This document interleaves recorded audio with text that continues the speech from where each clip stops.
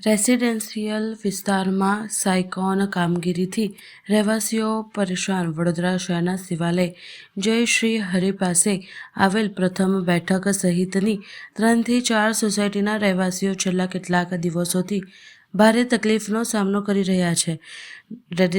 Residential એરિયામાં ગેરકાયદેસર રીતે ચાલી રહેલ સાયકોન કામગીરીને કારણે દિવસ અને રાત્રે અવરજવર મુશ્કેલ બની રહી છે.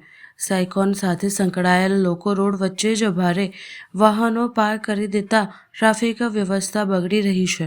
ઉપરાંત ઓર્ડર પૂરા કરવા માટે વાહનો અતિ ઝડપે ચલાવવામાં આવી રહ્યા છે, જેના કારણે અકસ્માતની ભીતિ વધી રહી છે.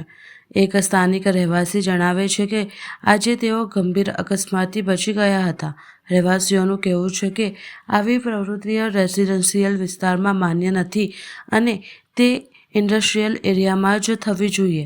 આ મામલે તંત્ર દ્વારા તાત્કાલિક તપાસ કરી યોગ્ય કાર્યવાહી કરવામાં આવે તેવી સ્થાનિક તરફથી માંગ ઉઠી છે, જેથી ભવિષ્યમાં કોઈ મોટી દુર્ઘટના ટાળી શકાય. મેં પ્રથમ પેરેડાઇઝનો રહેવાસી છું. અમારા ત્યાં આગળ 3 થી 4 સોસાયટી છે. પ્રથમ પેરેડાઇઝ છે, શિવાલય છે, શ્રી હરિ છે, કલશ આઇકોન છે. અમે લોકોને રાત્રે અવર જવર કે દિવસમાં અવર જવરમાં એટલી ઘણી તકલીફ પડી ગઈ છે.